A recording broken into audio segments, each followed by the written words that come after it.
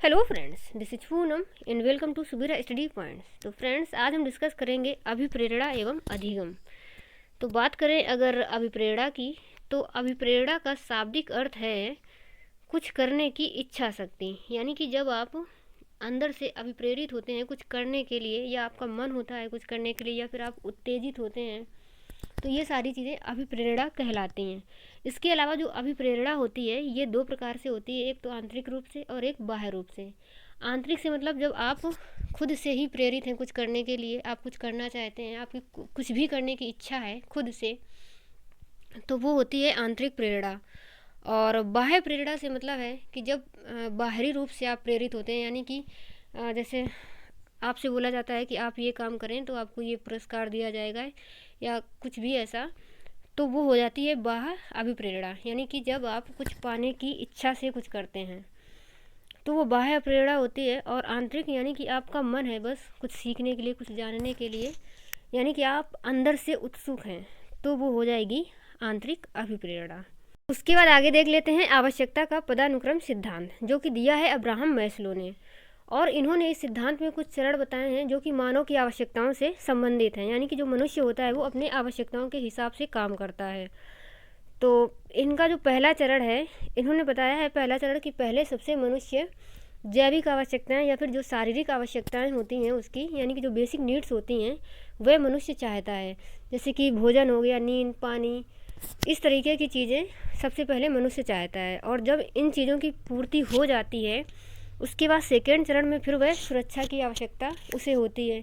यानी कि पहले जब उसके पास मान लो खाना नहीं है तो सबसे पहले उसे खाने की ही आवश्यकता है। और अब जब उसके पास पर्याप्त भोजन है, यानी कि उसने इतना इकट्ठा कर लिया है, कलेक्ट कर लिया है, तो अब उसे सुरक्षा की आवश्यकता होगी कि जो भी उसकी बेसिक नीड्स या बेसिक ज़रूरतें थीं उनको वह प्राप्त कर चुका है, तो उन्हें सुरक्षित रखने की भी आवश्यकता है। उसके बाद उसे सुरक्षा की आवश्यकता होती है। फिर वह जब उसे सुरक्षा मिल जाती है तब फिर वह प्रेम, परिवार, इन चीज़ों से जुड़ना चाहता है, यानी कि समाज से जुड़ना चाहता है। और उसके बाद अब जब वह एक समाज में रहने लगा, यानी कि समाज से जुड़ चुका है, परिवार है उसका, तब फिर वह थोड़ी सी पहचान चाहता है, यानी कि सम्मान चाहता है। और उसके बाद जो लास्ट स्टेज है, यानी कि वह स्टार्टिंग से ही जो कुछ भी बनना चाहता था, प्राप्त करना चाहता था, तो लास्ट में उसका होता है आत्मसिद्धि, या फिर इसको आत्मसिद्धि या फिर यथार्थीकरण भी कहते हैं। और इसको सबसे ऊंचा स्तर माना जाता है। यानी कि इन्होंने जो अब्राहम मैस्लो ने चरण बताए हैं, इन्होंने बताया है कि ये सारे चरण नीचे से ऊपर की ओर चलते हैं। और इसके अलावा इन्होंने जो स्टार्टिंग के 3 हैं इन्हें निम्न स्तर का माना है और लास्ट में उच्च स्तर के माना है। तो ये तो हो गया अब्राहम मैस्लो का आवश्यकता का पदानुक्रम सिद्धांत। यानी कि इन्होंने अभिप्रेरणा के रूप में आवश्यकता को बताया है, यानी कि आवश्यकता के हिसाब से मनुष्य काम करता है। उसके बाद आगे देख लेते हैं अभिप्रेरणा के अन्य महत्वपूर्ण सिद्धांत हैं। तो फ्रेंड्स, सबसे ज़्यादा सिद्धांत तो जो सीटेड एग्जाम में पूछा जाता है वो यही पूछा जाता है, अब्राहम मैस्लो का। लेकिन उसके अलावा जो और सिद्धांत हैं इन्हें आप लोग याद कर लेंगे कि कौन सा सिद्धांत किसने दिया है। तो यहाँ पर जो मूल प्रवृत्ति का सिद्धांत है ये मैकडूगल ने दिया है, कल भी मैंने बताया था कल वाले वीडियो में। और मनोविश्लेषण का सिद्धांत सिगमंड फ्रायड ने, अंतर्नोद का सिद्धांत हल ने दिया है, और इन्होंने भी आवश्यकता को ही महत्वपूर्ण माना है हल ने। प्रोत्साहन का सिद्धांत दिया है वोल्स तथा काउफमैन ने, और शरीर क्रिया का सिद्धांत दिया है मार्गन, एंड अधिगम का सिद्धांत दिया है कर्ट लेविन ने। उसके आगे हम देख लेते हैं प्रेरणा देने वाले घटक, यानी कि कौन से ऐसे घटक हैं जो हमें प्रेरित करते हैं। एक तो उत्तेजना हो गया, यानी कि जब मनुष्य के अंदर उत्तेजना प्रकट होती है या फिर जब वह उत्तेजित होता है तब वह काम को करता है। आकांक्षा, यानी कि किसी भी काम को करने की इच्छा होना। प्रोत्साहन, यानी कि प्रोत्साहित होकर मनुष्य काम करता है। या फिर दंड के हिसाब से भी मनुष्य के अंदर प्रेरणा आती है। कहने का मतलब ये है कि अगर किसी ने कोई अपराध किया है, मान लो अगर उसे दंडित किया जाता है, तो फिर उसके अंदर ऐसी प्रेरणा आ जाती है कि वह मतलब उस काम को दोबारा ना करे। उसे ऐसा महसूस होता है या फिर ऐसा पता चल जाता है कि अगर हमने ऐसा किया तो हमें फिर से दंड मिलेगा। तो यानी कि दंड से भी जो प्रेरणा मिलती है वो मिलती है कि वह उस काम को फिर दोबारा नहीं करता। और इसके अलावा सीखने में प्रेरणा का स्थान, यानी कि प्रेरणा का सीखने में क्या स्थान है। एक तो बाल व्यवहार में परिवर्तन आता है, यानी कि जब बच्चे प्रेरित होते हैं तो फिर प्रेरणा के हिसाब से वे अपने व्यवहार को भी परिवर्तित करते हैं। चरित्र निर्माण में सहायक है, ध्यान केंद्रित में सहायता मिलती है और उनका मानसिक विकास होता है, रुचि का विकास होता है। इसके अलावा अनुशासन की भावना का भी विकास होता है। उसके आगे फ्रेंड्स कुछ प्रीवियस ईयर के क्वेश्चन देख लेते हैं जो कि पिछले साल एग्ज़ाम में आए हुए हैं। तो यहाँ पर पहला प्रश्न है, सीखने की प्रक्रिया में अभिप्रेरणा ऑप्शन दिए हैं, शिक्षार्थियों की स्मरण शक्ति को पैना बनाती है या फिर पिछले सीखे हुए को नए अधिगम से अलग करती है, या अगला है शिक्षार्थियों को एक दिशा में सोचने के योग्य बनाती है, या फिर लास्ट में शिक्षार्थियों में सीखने के प्रति रुचि का विकास करती है।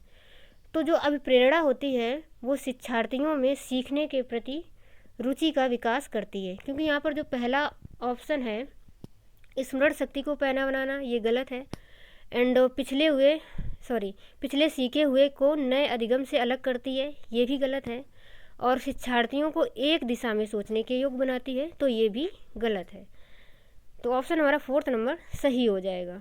उसके बाद जो अगला क्वेश्चन है यहाँ पर लिखा है खाली स्थान, फिर उसके बाद है को एक अभिप्रेरित शिक्षण का संकेतक माना जाता है, यानी कि किसको एक अभिप्रेरित शिक्षण का संकेतक माना जाएगा। कक्षा में अधिकतम उपस्थिति, ये गलत हो जाएगा। और शिक्षक द्वारा दिया गया उपचारात्मक कार्य, विद्यार्थियों द्वारा प्रश्न पूछना, या फिर कक्षा में एकदम खामोशी।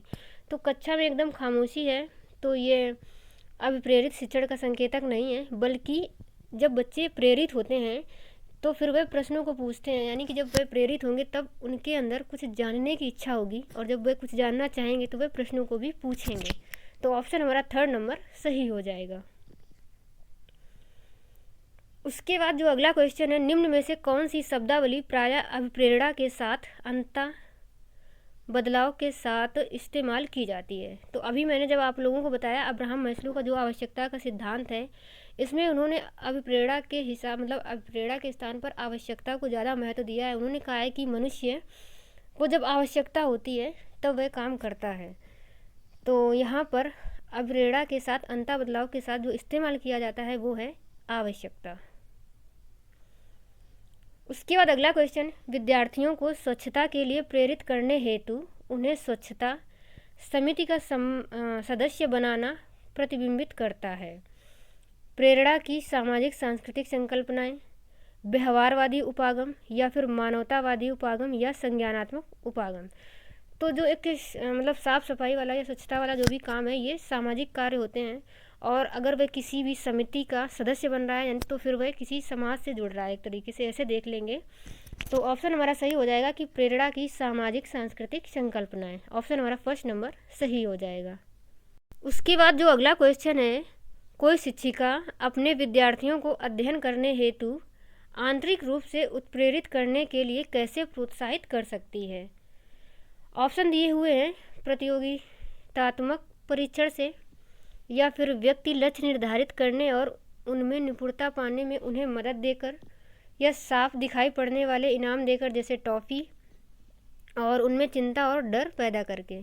तो हमें उन्हें उनके अंदर चिंता और डर नहीं पैदा करना है। इसके अलावा अगर हमें उन्हें अंदर से उत्प्रेरित करना है या फिर उनके अंदर से प्रेरणा लानी है तो ये वाला ऑप्शन भी गलत हो जाएगा, क्योंकि अगर हम उसे कुछ भी इनाम दे रहे हैं तो वह बाह्य रूप से प्रेरणा होगी, तो ये वाला भी गलत है।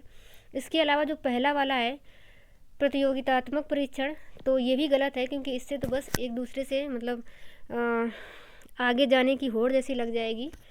तो ये वाला भी गलत है, क्योंकि इसमें भी कहीं ना कहीं बाह्य रूप से वो प्रेरित हैं। तो ऑप्शन हमारा 2nd नंबर सही हो जाएगा, व्यक्ति लक्ष्य निर्धारित करने और उनमें निपुणता पाने में उन्हें मदद देकर, यानी कि ऑप्शन 2nd नंबर सही है। उसके बाद जो अगला क्वेश्चन है, निम्न में से कौन सी एक अभिप्रेरणा की विशेषता नहीं है। इसमें क्रियाशीलता होती है, सही है, और यह व्यक्ति के व्यवहार को उत्तेजित करती है, ये किसी कार्य को करने के लिए ऊर्जा प्रदान करती है। इसके अलावा जो लास्ट है, यह व्यक्ति के कार्य में बाधा उत्पन्न करती है। तो ऐसा बिल्कुल भी नहीं है, क्योंकि जब व्यक्ति प्रेरित होता है तो फिर उसके कार्य में बाधाएं नहीं आती, बल्कि वह कार्य को और अच्छे से करता है। तो इसमें ये पूछा है कि कौन सी विशेषता नहीं है, यानी कि ऑप्शन हमारा 4th नंबर सही हो जाएगा, बाकी ये सभी गलत हो जाएंगे। एंड उसके बाद जो अगला क्वेश्चन है, मास्लो के आवश्यकता पदानुक्रम सिद्धांत के अनुसार कौन सी आवश्यकता सबसे अंत में पूरी होती है। तो हमने बताया था कि जो लास्ट में पूरी होती है वो होती है आत्म यथार्थता। तो ऑप्शन हमारा 2nd नंबर सही हो जाएगा। तो चलिए फ्रेंड्स, आज की वीडियो में इतना ही, और आगे मिलेंगे अगले वीडियो में। तब तक के लिए bye bye and take care.